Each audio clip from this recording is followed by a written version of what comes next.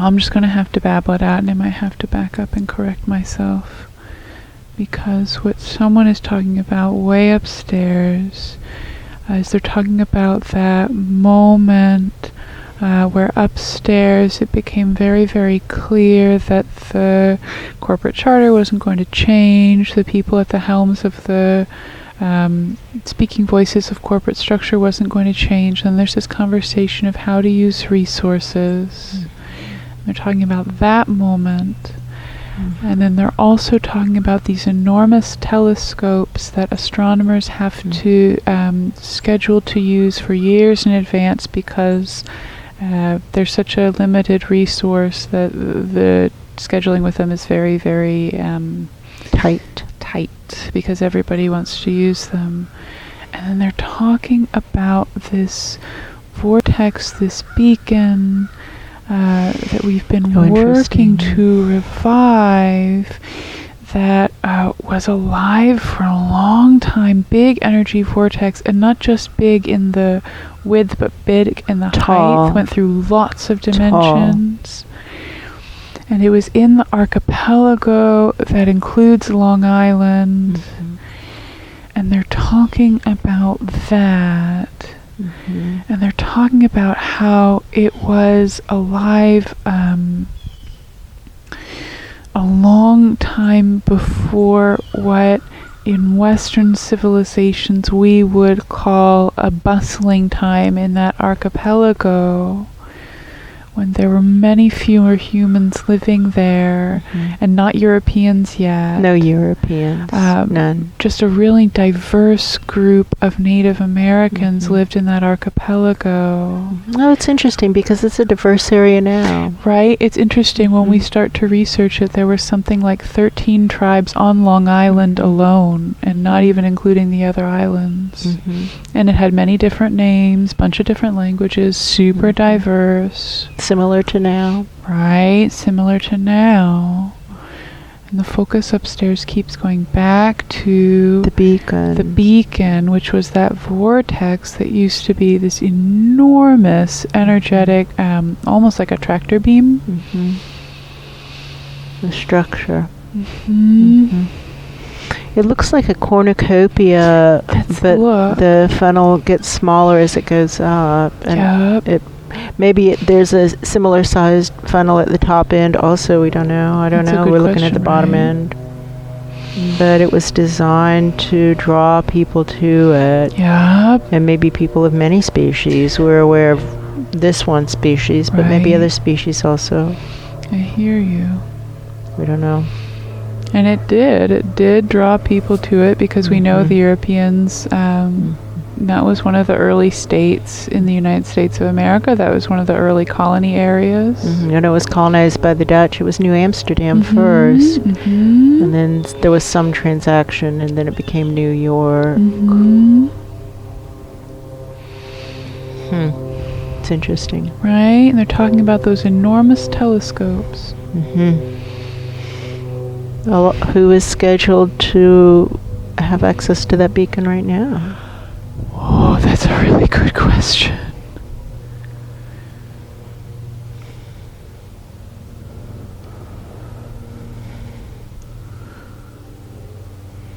Well, and now they're talking about how there seems to have been an interdimensional disconnect in time. And one thing that's interesting about this particular date that we're filming in is that this is the date of the time change in the fall, where in this part of the world, there's a male cardinal there. looking at us, and a male cardinal there looking at us, and we've not seen very many cardinals lately. No, we've not, but they're on both sides. Interesting. And there were 2 females in between them in those azaleas right there, also looking at us, but I don't see them right now, which does not mean they are not there. Right. Or someplace else in the vicinity also looking at us. So now they're just, they've turned the other way. They don't like us drawing our focus to them. All right.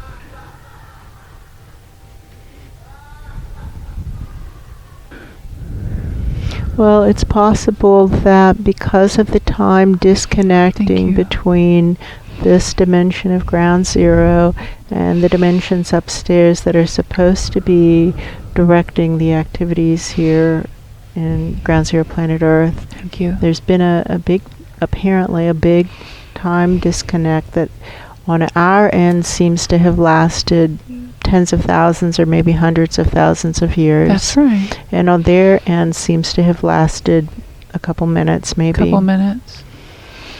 And we've seen these time disconnects between dimensions, so we know that, and we've been on the other side of the equation. That's where right. We've seen, and suddenly millions of years are going past in that dimension, and not here. Not here. We know this to be true. We know that phenomenon to exist. And it seems to have occurred, and the presences who are showing up, maybe now the question is, well, who does have access to it in this time? What do you mean this time? Do you mean this time there, this time here? That could explain that fast cycling of souls on a 15-minute schedule last night. Right, that's what they're talking about. Boom, boom, boom. Every 15 minutes, as if on an alarm, there they are. Which is a little bit disruptive, but that's okay. We have no problems. Nope. And we're here to do the will of Spirit. We're here to fulfill our sacred vows, which include doing something to inspire a divine miracle to stop humanity from destroying all life on Earth using tools unfortunately sent in by the spirit world. And they're talking about dolphins and how that would have been a safer choice. Yes. Much less damaging. And how orangutans would also be a safer choice because they live in the trees. In Malay, orangutan, that word means man of the jungle or man of the forest. That's it. Depends on your interpretation. That's right. And that they would be much less likely to knock down the forests because they would live there. And so that would have been less harmful and very close genetically and very close intellectually and in social structures. So it would have been fundamentally the same choice, but a safer one. That's right. And dolphins would have been fundamentally a completely different choice. And what we have been taught is that the dolphins actually were the dominant species, the selected species for Earth. And then maybe what we're seeing is the conference in which that changed. Interesting, right? Mm-hmm. We recall what we were told is and shown is that the dolphins were asked, would it be okay if we use the land masses for this other species? And they said, sure, whatever, because it didn't seem to have any impact on them. Yeah, no, it feels fine. Yeah, at the time it did not. It's a good example of how we don't know what the long-term impact of our actions and agreements are going to be. And now they're talking about karma and reincarnation and how this is going to turn out absolutely terribly for all who are members of the dominant class, dominant species, dominant culture. That the karma is terrible to destroy life on a planet. That's true. Hopefully anybody who's watching this transmission would be able to see that that is true. That's terrible, terrible karma to destroy life on a planet.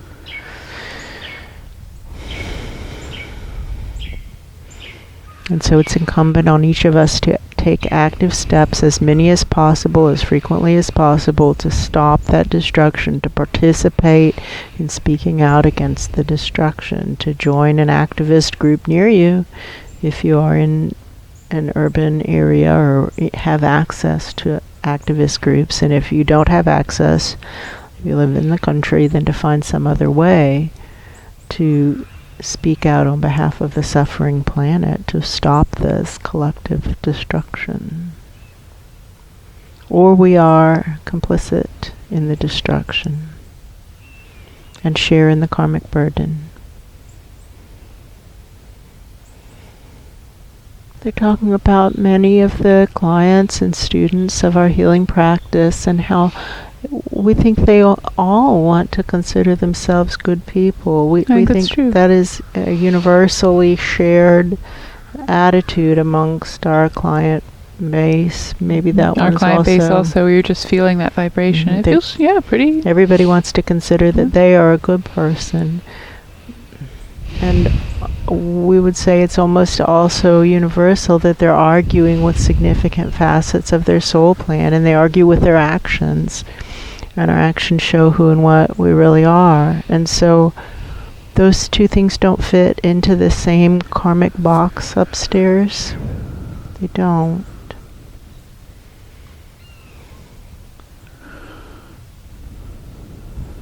We assume we're no different. Yeah, right. We assume we're not exempt from that insanity. Oh, this is interesting, and this is an aspect we didn't really ask, is how high can observers see if the Long Island vortex now seems to have a heartbeat? Oh, I can see that. I feel people the way up hands way up there. Albeit still prone, and that feels real, like it's still lying on the ground. Yeah. What now to help it come back to productivity? That beacon. Well, they're saying, why are you assuming it's supposed to come back to productivity? Oh, that's a great question. So he's going, I know, and it has to do with the challenge of clearing the astral dimensions, clearing away the clouds of the dead. That's and true. Like how they're talking about this guy who was in that dreaming a couple days ago, who seems to have been dead since the 1600s. Seems to be an ancestor of that collective. This collective. And that he heard of long after his death, but he still didn't know he's dead. Yeah. He heard of the three brothers who immigrated from County Donegal to the United States. Yeah. He knew about it. And when we were able to say, well, that was about 140 years ago that immigration occurred, he seemed to have this moment of realization of, oh, then probably I, the dreamer ancestor, no longer alive. Maybe I'm dead. Because that's an awfully long time. That's a long time. And I know that they were younger than I am. Yeah, they were my descendants. Yeah. So I'm probably not still alive. This is a lot to take in. That was kind of how he was feeling about it. This is a lot to take in.